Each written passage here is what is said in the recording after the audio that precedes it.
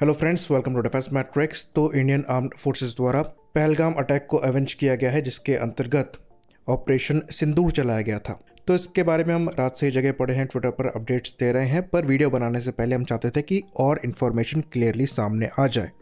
तो press briefing के बाद वीडियो फुटेजेस भी ऑफिशियली रिलीज करी गई हैं, तो उसको इंक्लूड करके ये वीडियो हम बनाने वाले हैं। बाकी एक और चीज़ हम पहले ही बता दें कि ये जो ऑपरेशन है ये भले ही फिनिश हो गया हो, लेकिन कहा जा रहा है कि इसका फेज़ 1 ही ख़त्म हुआ है और अभी यहाँ पर चीज़ें एस्केलेट होंगी और चीज़ें जो हैं वो ऑनगोइंग हैं।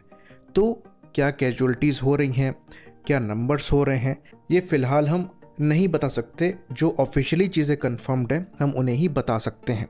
पाकिस्तान की साइड से क्या लॉसेस हैं, इंडिया की साइड से क्या लॉसेस हैं, ये हम डिस्कस नहीं कर सकते हैं जब तक ऑफिशियली चीज़ें कंफर्म ना हो, क्योंकि जब तक ये ऑपरेशन चलेगा तो इन्फॉर्मेशन और मिस इन्फॉर्मेशन का जो सिलसिला है वो चलता रहेगा।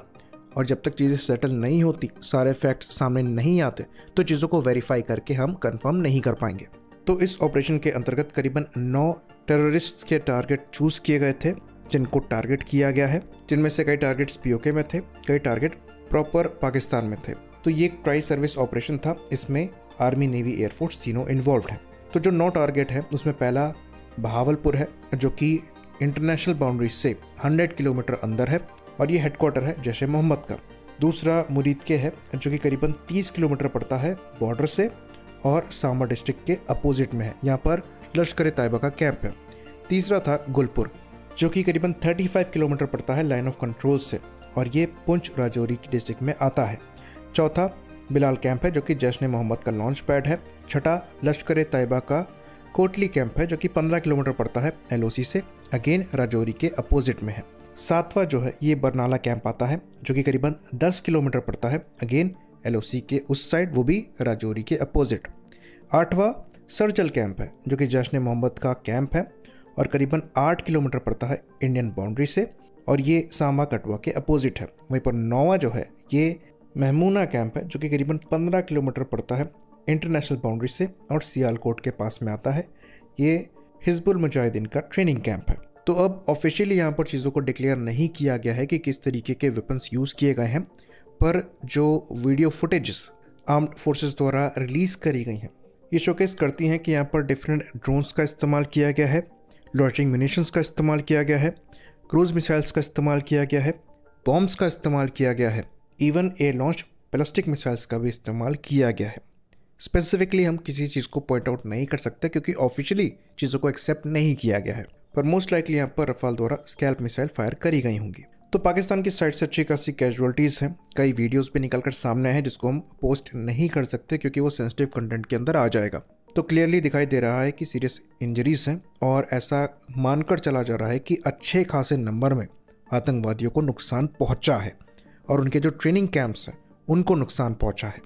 बाकी कुछ रिपोर्ट्स ये भी सजेस्ट करती हैं कि कुछ एयरक्राफ्ट लॉसेस भी हुए हैं, लेकिन उस पर कोई कंफर्मेशन नहीं है। फिलहाल इंफॉर्मेशन मिस इन्फॉर्मेशन का सिलसिला है।